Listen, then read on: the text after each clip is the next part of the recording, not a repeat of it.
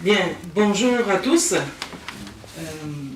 Je suis vraiment ravie ici de vous rencontrer pour pouvoir faire un peu le point sur la situation de la République démocratique du Congo, notre pays.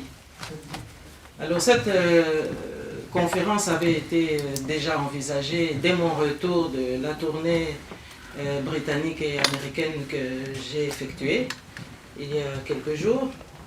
Et donc, j'avais à cœur de restituer, évidemment, tous les éléments que nous avons pu obtenir par rapport à la vision et à la perception qu'on a de notre pays outre-Atlantique particulièrement. Alors, je dois d'abord vous préciser que je suis ici avec notre ministre chargé des communications, M. Bruno Kasonga, à ma droite. Et donc, vous allez pouvoir vous familiariser au fur et à mesure avec les membres de l'équipe à chaque rendez-vous qu'on pourra vous proposer. Donc, j'ai été officiellement invitée en qualité de présidente de la diaspora congolaise, aussi bien au Parlement britannique que aux États-Unis d'Amérique. Et aux États-Unis d'Amérique, ce sont deux universités très connues qui m'ont invité, c'est-à-dire l'université de San Francisco ainsi que l'université de Stanford. Alors il y a eu aussi des contacts avec la communauté congolaise. Et donc je vais d'abord vous parler de cette tournée et dans la deuxième partie nous pourrons alors revenir sur l'actualité de la RDC. Alors, pourquoi est-ce qu'il y a eu cette invitation, ces deux invitations? Mais tout d'abord parce qu'il y a eu une préoccupation de la part de certains Britanniques, mais également de certains Américains, parce que la question qui avait été posée, c'était de savoir qu'est-ce qui se passe exactement en République démocratique du Congo, par exemple en matière du travail des enfants, de l'enrôlement de ces enfants dans les mines, parce qu'il leur semblait à ces interlocuteurs qu'ils n'avaient pas tous les éléments, ils ne comprenaient pas pourquoi autour justement du travail des enfants dans les mines et de la mort brutale de ces derniers, ajouter à cela les massacres des femmes dans cette région, nos interlocuteurs ne comprenaient pas pourquoi, après une quinzaine d'années, ces crises n'étaient toujours pas résorbées. Comme s'il y avait une motivation à entretenir cette situation. La deuxième préoccupation qui a été exprimée, c'était de me demander est-ce que la République démocratique du Congo est un pays indépendant? Bon, cela m'a surpris un petit peu. Mais j'ai quand même compris qu'il y avait une préoccupation à chercher la vérité autour de cette réalité. Parce que tout de suite, on m'a demandé, mais qui décide en République démocratique du Congo? Est-ce qu'il y a une force qui fomente quelque chose qui échappe à l'opinion nationale et internationale? Qui triche? Est-ce qu'il y a des influences et des interférences extérieures? Donc ça, ce sont les questions qui m'ont été adressées au moment où on a motivé l'invitation qui m'avait été donc lancée. Alors, je dois faire part ici des deux briefings très importants que j'ai pu avoir, aussi bien au niveau de San Francisco surtout, et au niveau de Los Angeles. Alors, évidemment, le premier briefing à San Francisco, c'était de me dire, Madame, vous venez sur un terrain où on sait qu'il y a des problèmes avec votre pays, on sait qu'il y a des problèmes avec le Rwanda, mais le terrain que vous foulez maintenant, eh bien, vous faites très attention parce qu'il y a une réalité de l'infiltration rwandaise aussi ici en Amérique. Et cette infiltration n'est pas du tout négligeable, il faut quand même en tenir compte. Alors on m'a dit, Madame Kasavubu, vous devez faire aussi très attention sur le vocabulaire. On a attiré mon attention sur le vocabulaire.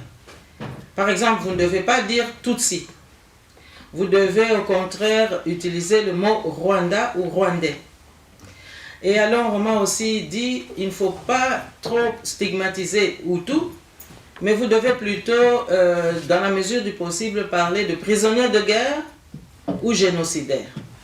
Donc on m'a fixé un peu le cadre de la syntaxe qui sied autour de ces questions. Parce que m'a-t-on souligné encore que les lobbies en fourmi travaillent de façon très efficace. Alors, il m'a été dit également que vous devez faire très attention parce que toute la politique de Kigali, vue d'ici, où nous sommes, à San Francisco, est construite depuis que M. Paul Kagame est au pouvoir sur 2 ou 3 principes. C'est-à-dire la revanche, la vengeance et la domination. Alors, j'ai pu me rendre compte qu'effectivement, il y a un lobby qui travaille. Parce que, à la fin de ma conférence à l'université de San Francisco, une fois que nous étions rentrés, eh bien, le directeur du département des relations internationales a immédiatement téléphoné à un des organisateurs pour dire « Oui, mais tout était très bien, nous avons bien compris, nous avons bien reçu le message, mais madame a utilisé le mot Tutsi, elle a stigmatisé une tribu ou une ethnie. » Et notre interlocuteur était évidemment très étonné, puisqu'après avoir 30 ans travaillé pour que ce rendez-vous ait lieu, être interpellé de la sorte lui avait semblé quand même un peu étonnant. Évidemment, il s'est défendu pour dire que non, madame a expliqué les tenants et les aboutissants. Elle n'a pas fustigé, elle a donné la réalité. Donc c'est pour vous dire que ces lobbies-là travaillent et que, croyant avoir affaire à un public d'intellectuels, d'étudiants et de chercheurs, eh bien, il y avait certainement des infiltrés qui devaient faire donc leur travail.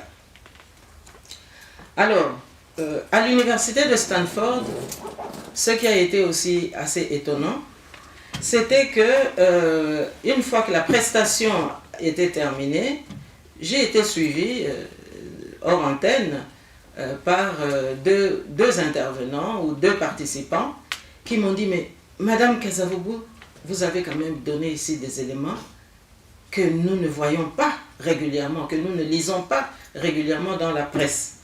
En tous les cas, merci beaucoup, on ne savait pas tout ça. » Et donc, je me suis félicité de ce voyage, puisque je me suis dit, mais si nous pouvons déjà éclairer une partie de l'opinion internationale et donner la vérité ou la contre-vérité par rapport aux mensonges qui sont diffusés en permanence, eh bien, c'est quand même déjà une partie gagnée. Alors, là où vraiment il a fallu que je puisse garder mon sang-froid et mon courage pour continuer à aller de l'avant, c'était après le 2e briefing qui a eu lieu cette fois-ci à Los Angeles, où là, il n'y avait pas une invitation dans une université, mais il y avait une invitation pour la communauté congolaise de Los Angeles. Parmi cette communauté, il y avait évidemment des chercheurs congolais qui travaillent à l'université de Los Angeles et d'autres qui travaillent à l'université de Californie. Donc j'ai tout de suite mesuré aussi l'importance de cet état, parce que déjà en 3 jours, j'avais compris qu'il y avait déjà plusieurs universités, un seul état. Alors vous vous imaginez, nous, dans notre pays, lorsque l'outil de l'éducation ne répond plus aux normes, c'est vraiment mesurer aussi le retard que nous sommes en train d'accumuler. Alors, le 2e briefing, qu'a-t-il révélé de très important? Eh bien, là, je dois vous avouer que je ne m'y attendais pas, mais il y a quand même un Rwandais qui s'est révélé, avec énormément de précautions, sachant que nous étions là, pour nous faire part de son analyse, en disant que, Madame, nous craignons pour l'avenir, parce que M. Kagame va nous laisser un héritage terrible. Évidemment, moi j'avais aussi mes précautions de ne pas trop en donner, de ne pas trop parler, mais plutôt de l'écouter, puisqu'il avait sollicité la rencontre. Et il a dit, il va nous laisser un héritage séculaire de haine des Congolais contre nous. Or, nous n'y sommes pour rien, madame. Nous savons que l'occupation de votre pays est un acte d'agression qui est totalement injuste. Moi, je fais partie, disait-il, des Rwandais qui ont toujours apprécié l'hospitalité de nos frères congolais. Mais, madame, vous avez raison de continuer le combat parce que M. Kagame tue. Il tue sans compter, dit ce Rwandais. Mais, madame, vous devez savoir aussi que il a les Occidentaux dans sa poche. Alors là, j'ai un peu tiqué. J'ai voulu un peu quand même déroger à ma prudence pour susciter quand même une question. Et lorsque je l'ai regardé, il m'a répondu, il m'a dit oui, mais c'est quand même à cause de la naïveté des Congolais. Alors, là, évidemment, j'ai repris un petit peu mon humilité. Mais tout ce que je vise à faire, chère madame, c'est simplement de vous informer. Mais ce qui me tient le plus à cœur, a-t-il dit, et soyez assurés que ce que je vous dis, c'est vraiment ça la vérité. Le modus operandi de cet acte qui me permet de vous dire qu'il a les Occidentaux dans sa poche. Et donc vous devez redoubler de vigilance, madame, quand vous allez retourner, que ce soit en Europe ou dans votre pays. Je vais vous dire, madame, à Washington, par exemple, l'ambassade de la République démocratique du Congo est contrôlée par Kigali. Donc, si en tant que Congolaise, vous avez besoin de l'une ou l'autre démarche, parce que je sais que vous êtes Congolaise et que vous n'avez pas une autre nationalité, c'est le ministre des Affaires étrangères encore en titre qui devra alors donner une injonction, parce que je ne peux pas garantir que vos doléances puissent être vraiment rencontrées, puisque à l'image de Washington qui est contrôlée par Kigali, vous avez aussi les ambassades de Bruxelles et de Paris qui sont dans la même situation, les ambassades de la République démocratique du Congo. Donc vous devez faire très attention. Alors, il me dit aussi que ce modus operandi du Rwanda sur les pays occidentaux, c'est de convaincre ces derniers à ne pas répandre l'idée que c'est une occupation rwandaise qui dérange le Congo, mais que ce sont des instabilités dues au manque d'unité des Congolais, etc. Alors, il nous a dit qu'il y a une entité, la Directory Military Intelligence, c'est-à-dire un peu un genre de ANR, l'équivalent de l'ANR chez nous, et il y a un Congodesque qui s'occupe de tout ça. Alors il m'a dit, madame, quand vous rentrez en Europe, dites à vos compatriotes qui luttent pour le pays et qui un jour, j'espère, pourront faire la paix avec nous, que tous les deuxièmes secrétaires d'ambassade du Rwanda dans ces capitales importantes sont les vecteurs des dangers de ce modus operandi. Alors j'ai quand même demandé comment. Il a dit que les vecteurs de ces dangers sont d'abord d'ordre scientifique, sont aussi d'ordre diplomatique, mais également sont d'ordre sociologique par les Congolais qui sont corrompus ou qui adhèrent à toutes sortes de tentations qu'on vient leur présenter. Alors, les vecteurs scientifiques, il nous a dit, mais qu'il y a des chercheurs indiens qui sont au service de Kigali, et c'est par eux que tous ces empoisonnements que nous déplorons passent. Alors, il a dit que les recherches sont très poussées dans le sens que ils ont mis en place un système de cancer non détectable, si ce n'est que quand ça devient en 4e stade, c'est-à-dire quand ça devient trop tard. Et que ces poisons ont été testés sur des prisonniers de guerre. Vous aurez compris ce que ça veut dire, puisque je vous ai précisé le vocabulaire. Et que ça a été testé donc sur des prisonniers de guerre. Alors, les vecteurs diplomatiques, m'a-t-on dit, ce sont les mallettes diplomatiques qui sont chaque semaine transférés vers ces deuxièmes secrétaires dans ces ambassades clés. Alors, j'ai quand même demandé, mais comment est-ce que tout cela peut avoir un impact finalement sur le terrain, quitter le deuxième secrétaire ou le bureau du deuxième secrétaire de toutes ces ambassades rwandaises pour venir affecter soit des opposants qui sont dérangeants ou etc. Eh bien, on m'a dit que non. Là aussi, Kigali a prévu un système de suivi, c'est-à-dire qu'il y a un réseau de femmes rwandaises qui sont nées en diaspora, qui ont été convoquées à Kigali il y a un temps, et là-bas on leur a inculqué les méthodes d'infiltration des institutions et des hommes politiques occidentaux. Parce qu'il faut que Kagame puisse gagner leur confiance afin de régner et d'obtenir gain de cause.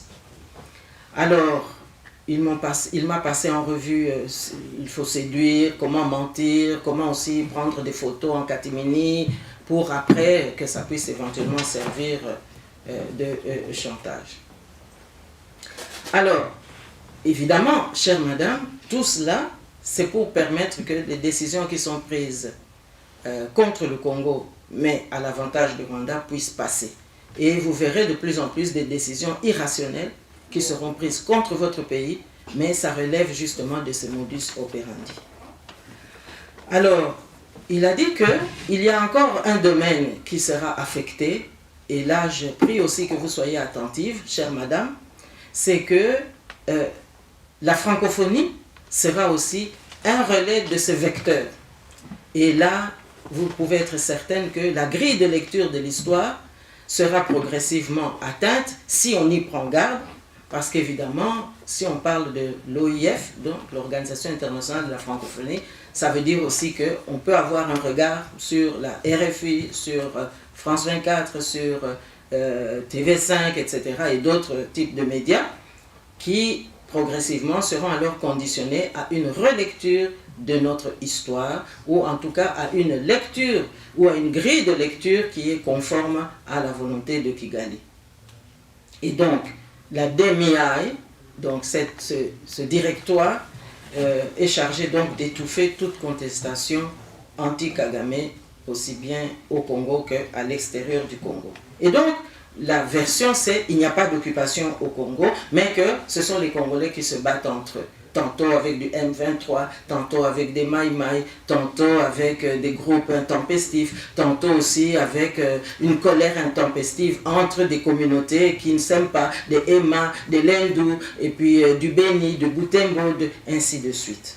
Et voilà donc ce qui est communiqué. Donc, me dit-il pratiquement vers la conclusion de cette intervention, de cette rencontre, c'est que M. Kagame a réussi à étouffer tout éveil.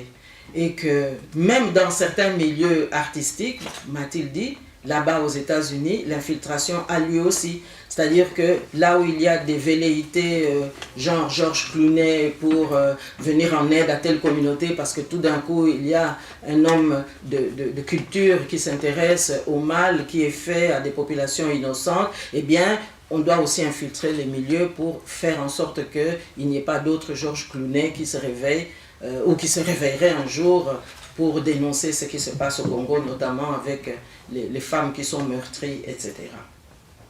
Et donc, la conclusion de ce modus operandi, c'est l'infiltration, l'assimilation et la substitution.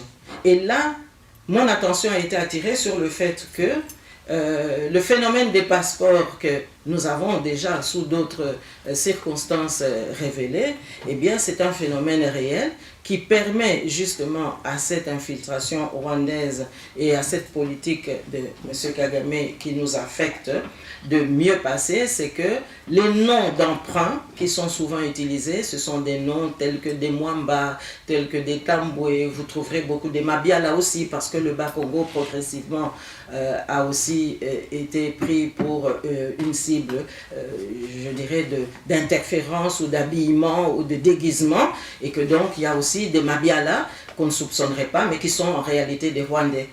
Et des Kalonda aussi. Donc voilà un peu quelques non génériques hein, qui m'ont été précisés. Et finalement, me dira cet interlocuteur, y compris se marier, si la cause justifie que le seul moyen d'atteindre l'objectif, c'est de faire comme si on aimait le conjoint ou la conjointe, c'est de se marier, de faire un enfant, eh bien, on peut aussi faire un enfant pour être au plus près de l'objectif à atteindre. Et c'est comme ça que vous voyez tant de situations. Alors, on m'a cité pas mal d'exemples, mais ce serait trop fastidieux ici de revenir sur tous ces exemples-là. Mais on m'a cité que, par exemple, dans les milieux des pasteurs, qu'il y a eu aussi des cas où un cancer du pancréas a été détecté trop tard, mais on a pu constater que c'est un pasteur qui est mort empoisonné, un Congolais évidemment. Mais il y a aussi d'autres cas qui m'ont été signalés pour dire que cette politique va si loin que, eh bien, on peut même obtenir des fonds de la part de Kigali pour arriver à créer un institut dans une université américaine. C'est le cas, par exemple, à l'université de Los Angeles. Il y a une chaire de linguistique qui a été créée, mais en réalité, c'est un Rwandais. Et ce Rwandais, il se camoufle, d'après notre informateur. On peut croire que c'est un indigent, on peut croire que c'est quelqu'un qui manque de tout, mais en réalité, régulièrement va à Kigali et régulièrement en revient. Et vous pouvez même avoir pitié parce que l'art de mentir est tellement bien imprégné que même les Congolais naïfs, nous a-t-on qualifié, peuvent chaque fois tomber devant cette menace. Donc voilà un peu les éléments qui ont attiré quand même, enfin sur lesquels on a voulu attirer mon attention. Et donc c'est pour dire que le combat que nous menons est un combat qui est très très important et qui demande énormément de vigilance et beaucoup de ténacité, mais également un engagement de notre part pour que nous puissions aussi apporter le contre-pied de cette politique. Parce que à partir du moment où des Rwandais aujourd'hui se rendent compte eux-mêmes que nous allons dans une mauvaise direction, que l'héritage de cette crise sera difficile à gérer, eh bien je crois que nous devons être aussi très très attentifs à cela et savoir aussi faire la part des choses.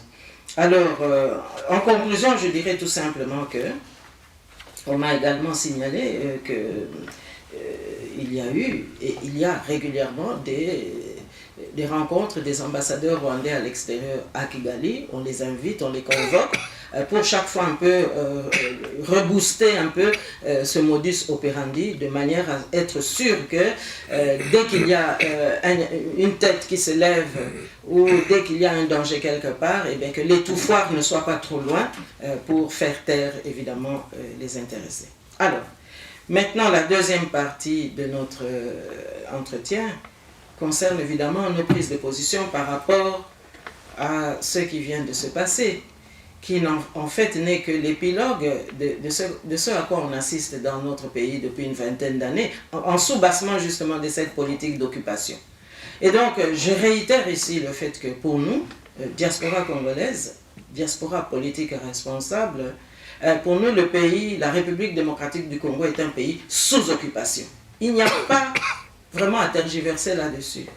Nous sommes sous occupation. Et quand on entend des Rwandais aujourd'hui commencer à s'inquiéter de la situation qui leur sera laissée en héritage, eh bien, je pense que nous avons la responsabilité de reprendre encore plus conscience nous-mêmes que nous avons un devoir impératif absolument à exercer parce que cette situation évidemment ne peut plus durer. Parce qu'aujourd'hui, il y a peut-être quelques intelligences qui pensent qu'il faut balkaniser le Congo ou qui pensent qu'il faut faire imploser le Congo, mais ils ne se rendent même pas compte qu'il ne s'agit plus maintenant de continuer dans cette mauvaise voie qui est totalement funeste, suicidaire pour tout le monde. Parce qu'aujourd'hui, je pense que plus personne ne contrôle plus rien. Alors, la preuve c'est que on peut croire qu'on a affaire à une classe politique, depuis 20 ans, depuis Sun City, mais on se rend compte qu'on peut signer un document qui peut être totalement remis en cause quelques heures après. Donc, moi je crois qu'il ne faut pas fustiger uniquement la classe politique congolaise, mais ça montre aussi que le miroir qui est en face, si médiocrité il y a ici, mais il peut aussi y avoir médiocrité dans l'autre camp. C'est-à-dire que comment est-ce que les pays qui nous donnent toujours des leçons peuvent avoir traité pendant 20 ans avec des acteurs qui finalement ne savent même pas pourquoi ils vont dans des rendez-vous, pourquoi est-ce qu'on les invite à des rencontres, pourquoi est-ce qu'ils vont traiter du Congo. Et chaque fois, on traite du Congo en dehors de la République démocratique du Congo, lorsqu'il faut prendre des engagements importants. Donc, je pense que la géohypocrisie qui vient d'avoir lieu, c'est un système auquel vraiment nous devons mettre fin, parce que je reste persuadé que la communauté internationale compte encore parmi elle, aussi bien la communauté internationale africaine qu'occidentale, compte encore des hommes et des femmes de bonne volonté qui peuvent comprendre justement toute la mesure du drame qui se joue en Afrique centrale et accepter à nos côtés d'y mettre fin. Donc, on ne peut pas, dans un pays sous occupation, mais pousser un peuple à aller aux élections. Mais d'abord, qui va aller voter?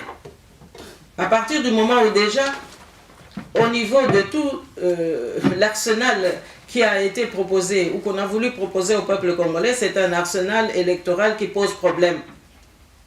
Et les données sociologiques et ethnologiques ne sont plus du tout conformes au principe même, je pense, du recensement classique dans un pays. Donc, qui va aller voter et qui n'ira pas voter?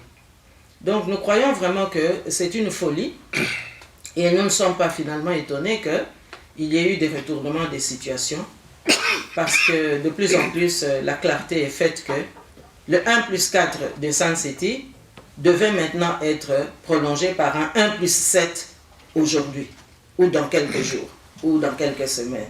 Et je pense que c'est une autre manière de manquer de considération vis-à-vis d'un peuple qui n'a cherché de guerre contre personne et qui ne demande qu'à vivre en paix sur la terre de ses ancêtres. Alors, moi je pense que ce qui s'est passé à Genève il y a quelques heures, ce n'est pas tellement que la base de certains leaders, la base sociologique de certains leaders les ait enjoints à renoncer, mais c'est tout simplement parce que la vérité aujourd'hui, elle est connue. En réalité, c'était une mascarade. Genève devait servir de mascarade pour réintroduire M. Katumbi dans le jeu et, en tous les cas, permettre que M. Fayulu puisse être la courroie de transmission par rapport à cette donne-là.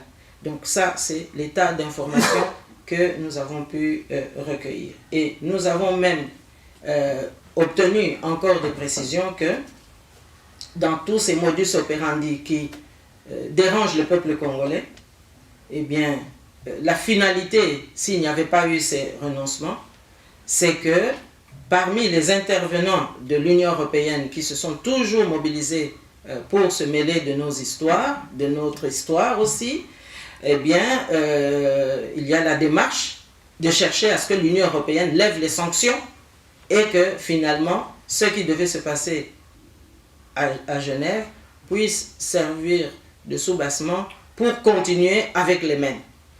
Donc vous voyez que si le peuple a pu se manifester pour dire aux uns ou aux autres non, n'y allez pas renoncer, mais c'est parce qu'au niveau du peuple congolais, on a aussi des informations. Ce n'est pas un peuple qui est aussi bête qu'on voudrait le faire croire à l'opinion internationale. C'est un peuple aujourd'hui qui réfléchit, qui a été mis en place depuis Sun City, justement. Et donc, au cas où l'hypothèse qui était là sur la table, c'était qu'une fois que ce jeu, si ça devait être entériné, eh bien, on a tellement fait les infiltrations que je viens de décrire ici, que l'Union européenne allait tout de suite dire oui, ok, ça va, on entérine. L'Union africaine, évidemment, vous savez qui est à la tête de l'Union africaine, Et demain, l'OIF allait dire aussi, ah mais oui, oui, tout ça c'est bon. Et on allait assister à ce qu'on a vu en 2011. Ah oui, l'ordre d'arrivée ne peut pas changer. M. Tshisekedi ne pourra pas avoir la primature ou être chef d'État, etc. Et donc on allait assister de nouveau à cette même rengaine que non, les choses se sont passées. Oui, il y a eu quelques irrégularités. Oh oui, mais non, oui. Donc, on allait encore soumettre le peuple congolais à ce jeu-là. Et je vous dirais que c'est un jeu qui est destiné aussi, in fine, à donner du temps au temps, de sorte que tous les nationalistes de la génération post-Étienne Tshisekedi Wamulumba puissent mourir de leur mort naturelle, et entre-temps, on aura remplacé le logiciel par tous ceux qui, subitement, grâce à une base, peuvent encore se dire, mais tiens, je renonce à ma signature parce qu'il y a une conscience des ancêtres qui est en train de s'exprimer et de nous dire, stop, il ne faut pas aller au-delà. Donc, la politique du fait accompli, c'est ce à quoi on allait assister. Et je pense que aujourd'hui, plus que jamais, la diaspora est le recours. La diaspora est le recours pour rassembler. La diaspora congolaise est la solution. La diaspora congolaise est l'option définitive et fondamentale pour que ce pays puisse se redresser. Pourquoi? Mais tout simplement parce que la diaspora n'exclut pas les partenaires. La diaspora veut une collaboration loyale. La diaspora veut un développement intégral pour ce pays qu'est la République démocratique du Congo.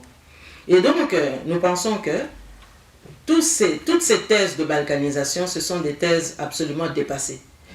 Toutes ces tentatives qui veulent imploser le Congo, je pense que nous devons combattre ces thèses-là, parce que ça ne répond pas de la sagesse, et en tous les cas, ça ne contribuera pas à la paix dans le monde. Bien au contraire, ça va encore attiser l'instabilité dans le monde.